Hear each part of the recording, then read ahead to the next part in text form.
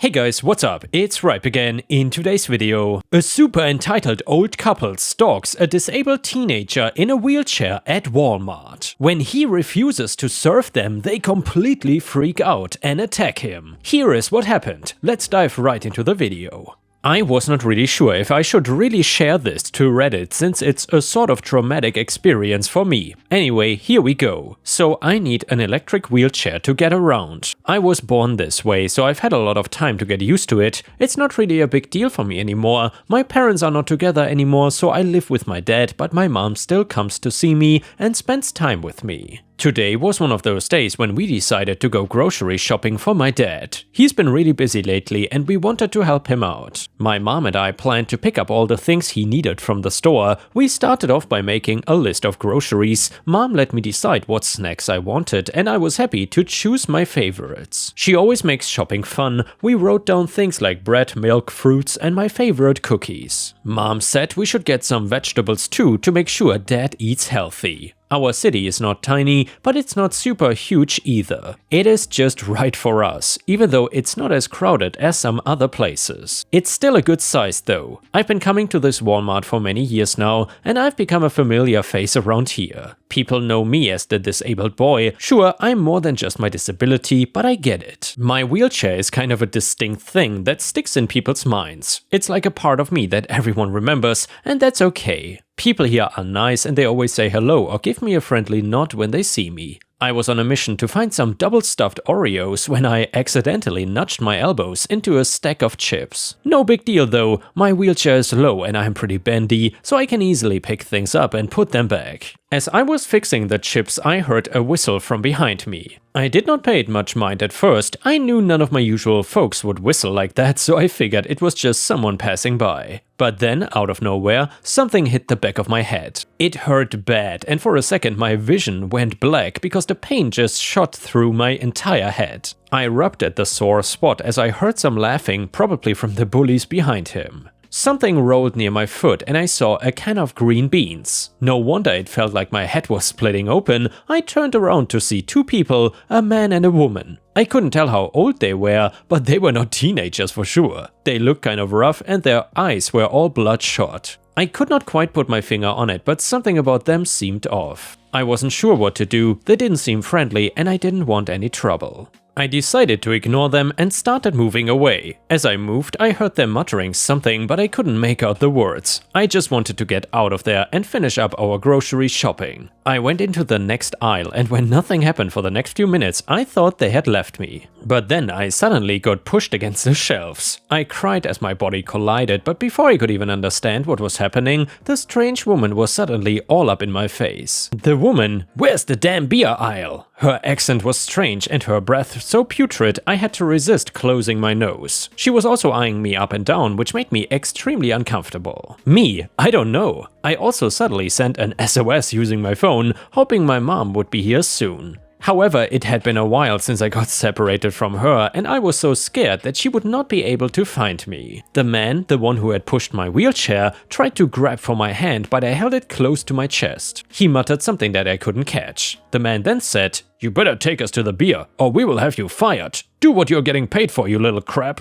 Me? I'm sorry, but I don't work here. I don't know where the beer even is. I was trying my best not to stutter because I know this would only anger them even more. I also tried to reverse my wheelchair slowly. I was starting to feel suffocated with them standing so close to me, not to mention that I was probably 2 seconds away from having a panic attack. Sure, I've had some bad encounters because some people just cannot let others live peacefully, especially when someone is disabled and a perfect vulnerable target. But the most I've had to endure was insulting words and cold rejections by teenagers like me, not adults who did not even seem sober. Again, I had barely reversed my wheelchair when the woman grabbed at my wrist, almost pulling me out of my wheelchair. The woman, "Brats don't know how to effing work these days, making crappy excuses and getting money from their daddy. Ken, put this boy in his place." For a second I heard static in my brain and everything started almost blurring for me. It might sound dramatic to you all, but I was so sure I was gonna either die or be beaten until I was screaming in pain. Thankfully though, before I could spiral more into a panic attack, I heard someone shouting from behind me, and just as the man, Ken, held my throat with the intention of choking me, he was immediately yanked back. However, he didn't let go of my throat, so I would have ended up on the floor with him if another employee had not caught me in time. Everything was so chaotic after that, and it happened so fast that I did not even understand most of it. I just know that my mom immediately took a hold of my wheelchair and pulled me away from the couple. The strange woman tried to yank at my legs, but my mom threw a bag of chips at her face. The two employees tried to hold the man down, and when security arrived a few minutes later, they took a hold of the man and the woman, who kept screaming and cursing. My mom was checking if I was okay, and I nodded, still very much shaken. The employees were talking to the security, giving them all the details. I could see the couple being led away, and the security guard was talking into his radio, probably calling the police. People were looking at me as my mom rolled me out of the Walmart, and I felt like throwing up, but I somehow held it in. I don't know why, maybe I was already feeling so embarrassed and didn't want to make a show of myself again. I was also apparently so shocked that I don't even remember when my mom pulled me into the car and drove away. I only came back to my senses when my dad helped me get out and my mom urged me to drink some water. I barely drank before gulps before I softly told my dad that I wanted to vomit. He helped me to the pot and helped me as I dry heaved. Halfway through I started to cry and told my dad that the man hit me in the head with a can and then pushed me into the shelf. They inspected my head for any cuts before my mom pressed something cold against it. After I was done heaving and ate enough to have some painkillers, they helped me into the bed and sat nearby in my room. I could hear my mom whispering to my dad, probably telling him about everything that happened. But I suddenly felt so exhausted that I just fell asleep. The next day, after a quiet breakfast, but thankfully a normal lunch where I was able to talk without feeling like crying, my dad gently told me that the police had gotten involved in what happened at Walmart. He told me that they were gonna press charges but wanted to hear my word as well. I still shook from everything that happened, but I agreed. My dad promised me that the two would definitely end up in jail because they are repeat offenders and I would never have to worry about them again. I don't know how long they will be in jail, but I really don't want to go back to Walmart again after this. And yeah, Ripe Stars, I'm curious. Walmart has sort of a reputation, even internationally, that there are a lot of crazy people. However, I'm curious for the people living in countries like America, is Walmart really that bad? Let us know about your personal experiences in the comments. And the next one is an insanely entitled parent's story. I, 33 female, gonna preface this by saying that my 6-year-old daughter's father, who is 37 male, I'm gonna call him Jeff, has never been my romantic partner. We had a one-night stand. I don't like people calling him my ex since it makes it seem that we had some kind of emotional attachment. However, he was never involved after I told him that I was pregnant, and actually wanted me to terminate the pregnancy, but I decided to raise my child alone since I have enough money to raise her without child support. For the whole pregnancy and the first 4 years, Jeff was not in the picture. On my mother's recommendation, I did send him pictures and invited him to special events, but he always replied that he had no interest in my daughter. 2 years ago, he reappeared and began demanding parental rights. When I did not do what he wanted, he sued and was told no, he was not getting parental rights. He was given the offer to pay child support and then we can revisit giving him actual rights, but he has refused.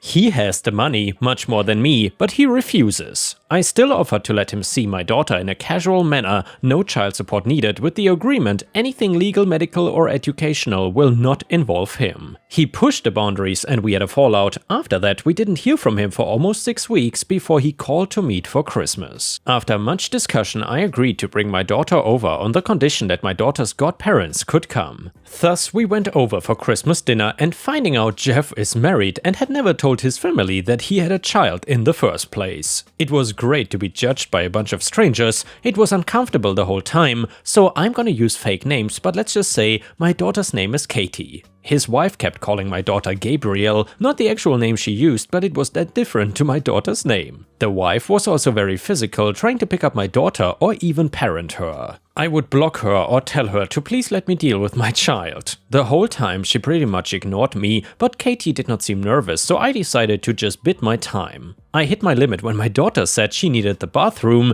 and this stranger went, "Oh Gabby, you need potty? Let mommy change you." Keep in mind, my daughter has not worn diapers in a while now, and she is more than capable of going alone to the bathroom. I immediately told her to stay away from my daughter and that we were leaving. The woman started wailing that I was kidnapping her baby girl and then tried to lunge at me. Her in-laws got in the middle and hold her, consoling her and saying that we were not leaving and for her to calm down like she was the victim. At that point, I just glared at Jeff and told him he better explain or I'd be calling the police. He asked me to speak in private in another room and that I could just leave my daughter with his parents. However, no way that would ever happen. Katie's godparents took her with them despite the wife having a full-on meltdown. Jeff and I spoke outside and he explained that he and his wife recently lost a daughter. I'm not gonna give specific details on that, all I will say is that it was sudden and nobody's fault. And as I can only imagine, it had caused some psychological issues to his wife. Apparently, he then had the brilliant idea that having Katie pass as their lost child would help his wife without even telling me. And that is why he wanted visitations and parental rights. He pleaded for me to leave my daughter with him for a little bit. I asked him what his plan was when his wife heals, and his response was disgusting. Well, I will just send Katie back with you and it will just be like before. I told him he was insane if he thought I would let him use my daughter like that. What his wife needs is therapy with a professional, not feeding her delusions. And I would not let that woman within miles from my daughter. He told me I was being cruel and did not know the pain of losing a child. I agreed with him, but reminded Jeff that my priority is not his family, it is just my child. What he and his family do to work through their grief has nothing to do with us. I also told him to call his lawyer because I'm making sure he never has contact with my child again. So that's what I'm bracing for. He's been blasting my phone since Christmas, but I can easily ignore him. My daughter and I are doing a small travel vacation. This is not an update, just something I feel needs to be said. My daughter is set for life monetarily, she has a trust and I make really good money in my position. If she was 18 right now, I could put her through college without a loan. She does not even need child support for quality of life. If I could get child support and never worry about her father trying something, I would be suing him in a heartbeat. But after talking to a lawyer and realizing the risk, I've taken the decision that child support or possible inheritance is not worth my child's safety. Safety is always first. And the next one is an Am I the A-hole story. I, 33 male, have been with my wife, 33 female, for 6 years and married for 3. We have a 4-year-old son together, and I also have a 9-year-old daughter that I have sole custody of from a previous relationship. It was barely a relationship, honestly. Recently, my sister-in-law invited us to a restaurant for her birthday, and she told my wife to bring the family, which I took to mean my wife, me, our son, and my daughter. My in-laws have known my daughter since I've been with my wife, they've watched her grow up and I just assumed she was part of the family now. My wife went to my sister-in-law's house and the plan was for me to go meet them at the restaurant with the kids a little later on. Everything was fine at the meal, but once we got home and the kids were asleep, my wife got really annoyed at me for bringing my daughter. She said I was wrong for bringing her because she is not family and that my sister-in-law did not want her there. I've honestly never gotten the impression that my daughter was not welcome at family events on my wife's side, and no one told me not to bring her so far. A couple in-laws have been messaging me and calling me things for bringing my daughter. My mother-in-law told me that I was trying to force them to accept my daughter as family. And yeah, Ripe Stars, honestly, even if OP was trying to force them to accept his daughter as family, wouldn't that be the normal thing to do? That seems like such a toxic family relationship. I feel so bad for OP and his daughter. Anyway, let me know what you think in the comments. Is OP the a-hole or not? Comment number 1 said, absolutely not the a-hole. While the attitude of your sister and mother-in-law is disturbing, it's your wife's attitude that is outrageous. She should be calling out her family's disgusting behavior, not joining in on it. I feel sorry for your daughter and I feel for you, OP. You have some difficult decisions to make here. Comment number 2, not the a-hole. You and your daughter are family by marriage. If your daughter does not count as family, neither do you. I would make that very clear. Don't leave your little girl unsupervised with these people, including your wife. Not even if you are in the same house, they can be counted on to say unkind things. I don't understand how a parent taking reasonable care to protect their child could ever be in a marriage with someone who feels like this about his child or why they would stay. And now we got an update to the story. NOP says, I spoke to both my wife and daughter separately And my daughter says that she does sometimes feel like my wife excludes her slightly or treats her different from her brother. She did also mention how sometimes my in-laws are not nice to her and make comments about her not fitting in and just general comments that made her feel unwelcome. She told me she was scared to tell me in case I would be angry at her. I have apologized to her for not realizing how my in-laws were treating her and for making her scared to talk to me. My wife pretty much confirmed what my daughter said. I'm so disgusted and annoyed at her. I don't understand how anyone could treat a child this way. She's the sweetest little girl. She has never done anything to deserve this. I just don't understand how they can be so disgusting and cruel. We are now planning on getting a divorce and my wife is planning on moving out after Christmas. The divorce will hopefully be easy since we've agreed on split custody for my son. Once she moves out, she will have my son every weekend, but that will probably change once she gets her own house. I'm very grateful that she's being so nice about all of this. There's not been many arguments about the divorce, which is very helpful. And yeah, Ripe stars props to OP for taking this step. I think it's for the better, and I hope that OP and his daughter will be happy in the future. And the next one is titled Douchebag Neighbor. This might be long, but worth the read, I think. Spec home built with a $12 million budget and a 6-month schedule. Next door neighbor immediately qualifies as a complete dickhead. Knows everybody including the principals of the company I work for. At the very beginning of the work he asks for a row of redwood trees to be planted as screening between the properties. Principals grant his request as a good neighbor gesture, $31K. Every step of the project he either stands out at the end of the driveway taking pictures or he's flying his drone over the lot. He starts asking questions about whether or not work in progress is covered under the permit. He confides that he has obtained a copy of the permit and a set of plans. One day, he asks us for a meeting to discuss the redwood trees. Yes, those trees. He comes over at the appointed time and introduces his wife's landscape architect. Famous guy apparently, and he tries pulling some muscle moves by trying to convince us that the redwood trees are stealing their water. They also don't fit his vision for the project they are considering, which will be a total side and backyard makeover with walkways, stone walls, fountains, etc. He wants mature oak trees instead. Cut down and remove the redwoods at our expense and plant new oak trees also at our expense because, you know, screening. We decline, which sends famous architect guy and the wife into a rage. They decide to move forward with their project anyway,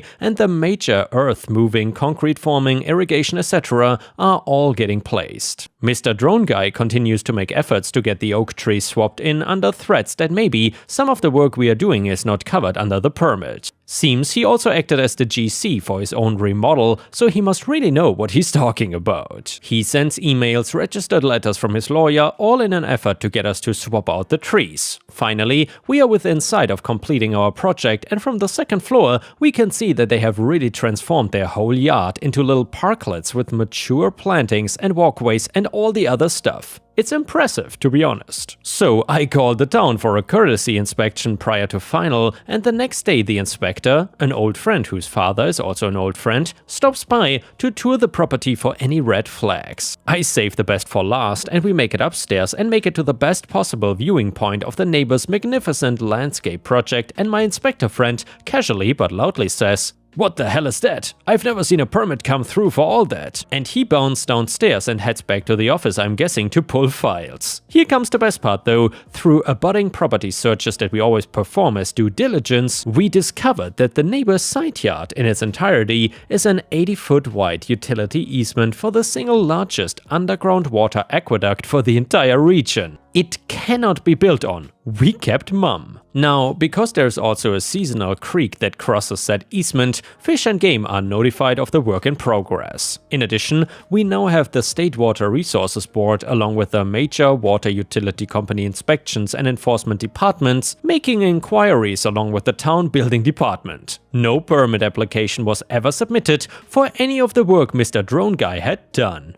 Oof. Our property sold, and during some modifications for the new owner, we watched with subdued glee as every stick and stone was removed from the offending area and was to be left in a natural state for eternity. Major fines were also levied. Or levied, I always forget how to pronounce that. Either way, OP really seems like a person you do not want to mess with. Major props. And with this, we have reached the end of the video. However, if you cannot get enough of my content, please check out my endless playlist, where you can find thousands of hours of content. In addition, please don't forget to subscribe to my channel to not miss any of my daily uploads. Thank you so much in advance, and I hope to see you again tomorrow.